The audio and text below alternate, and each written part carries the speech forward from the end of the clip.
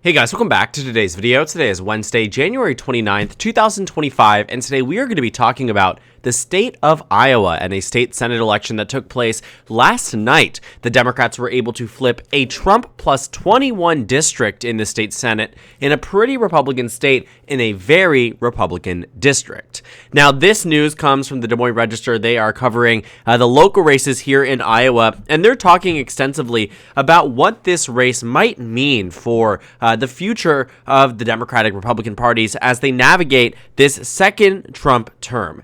Now, obviously, we've been covering the few special elections that have been taking place thus far. I made a video talking about the Virginia state legislative elections in the House of Delegates and the state Senate, both of which Democrats were able to run roughly on par with that of Vice President Harris, potentially indicating that Democrats are performing roughly even with where they were back in the 2024 presidential election. For the sake of Virginia, though, that probably meant that Democrats were on track to win the governorship that coming November. Republicans currently hold it. But in Iowa, this is a much bigger swing and arguably much bigger news. The fact is, the Democratic Party stands that they have gained one Senate seat in the state of Iowa. Now, the Iowa Senate is comprised up in a way that is pretty solid for the Republican Party. The Iowa Senate is by no means, winnable for Democrats in the next election, but it currently stands with now just one Republican seat, allowing Republicans the supermajority in the state Senate. It's a majority here of 34 to 16. Recently, 16 was 15, was 35-15, which means Republicans are at roughly 68%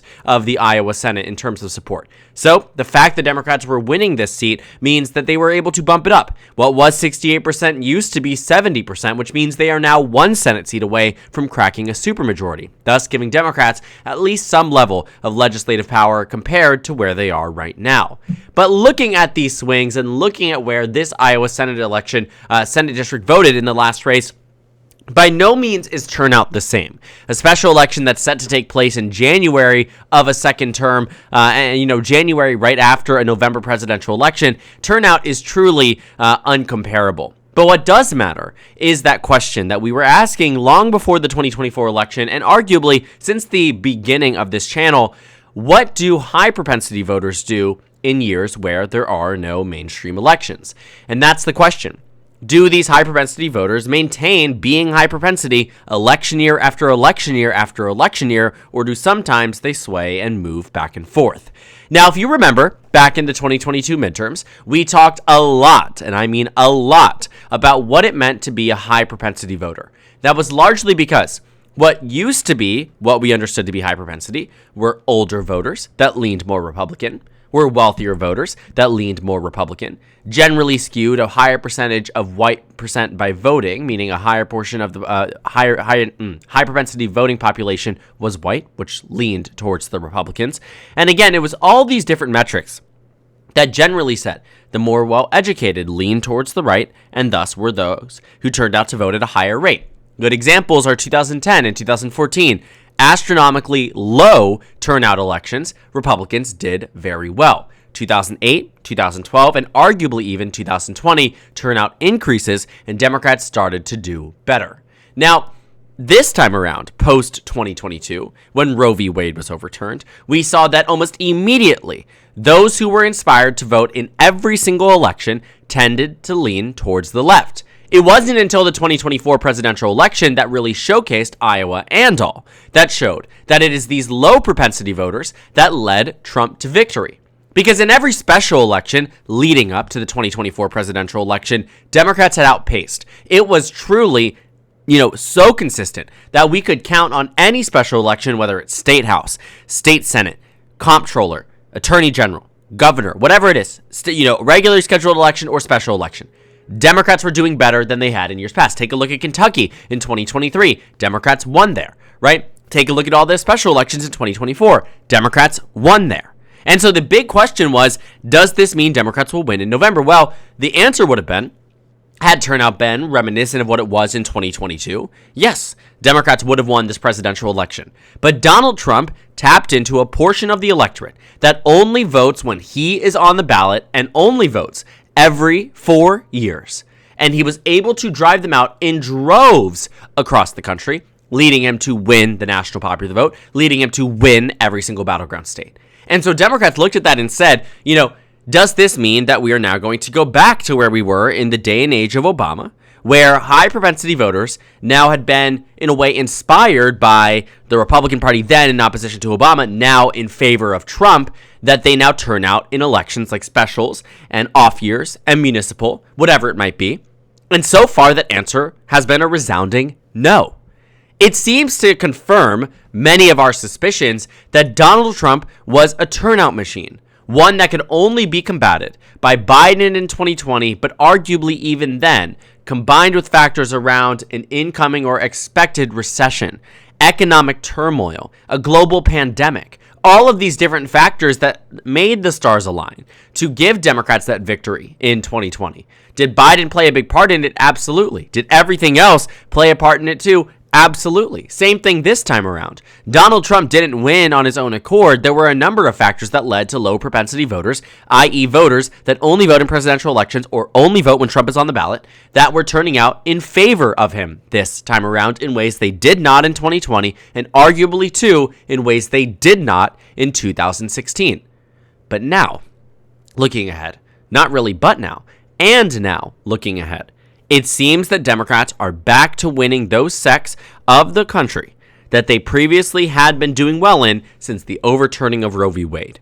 I'm not here to argue that Donald Trump is at a position where Democrats are, really riding this resistance wave against him and leading to victory in areas they've never won before. Democrats won in this election because Republicans weren't inspired to turn out, and Democrats win that turnout game when it's not a presidential election year. Take a look at 2022 midterms in the House. Take a look at the Senate elections there, the governor elections. Take a look at any special elections since then.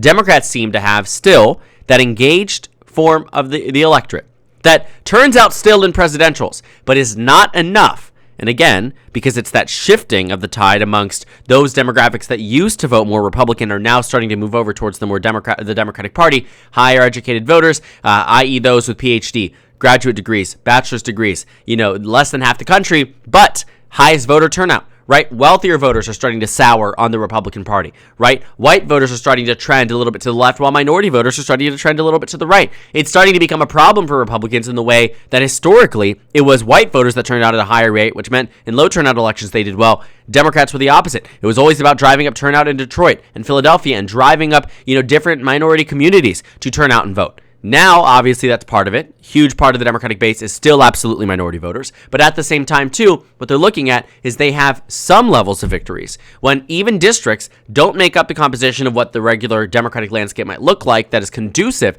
to an electoral victory or a special election victory. Think Georgia 6th looks very different in composition to this Iowa State Senate district, and yet still Democrats won. So I think this answers the question, and so did the Virginia elections, that yes, Democrats still do have that fire in them, at least those who are inspired to turn out. Doesn't mean it's going to result in a presidential election victory, but it does show potentially some promising results that, hey, come the 2026 midterms, they will turn out voters if Donald Trump can't turn out voters on his own. Because he couldn't turn out his base in 2017 or 2018 or 2019, and arguably even too in 2020. He couldn't do it in 2021. He couldn't do it in 2022. He couldn't do it in 2023. He could only really do it in 2024 when he was driving people out in ways we had not seen before, but they were really there for them. There were hundreds of thousands of voters, millions of voters, might I say, across the Senate races that did not rank anybody, did not vote for a single candidate besides Trump at the top of the ticket. Donald Trump won Michigan largely by, 1.5 points. Democrats were able to win the Senate election in Michigan largely because many Republicans did not vote for Mike Rogers because they were voting for Trump and just Donald Trump. They voted Trump, left everything blank, allowed Elisa Slotkin to make up that margin with some of that crossover support that she had, and took down Mike Rogers, was able to win the Senate election that way. And so you think about that, right? Donald Trump, in a similar way, too, to Obama. Obama had a lot of legislative losses during his midterm elections, but was able to consistently win presidential elections. Not without struggle, but was able to do so in a way that showed that he was the candidate driving the voters out, not necessarily the party.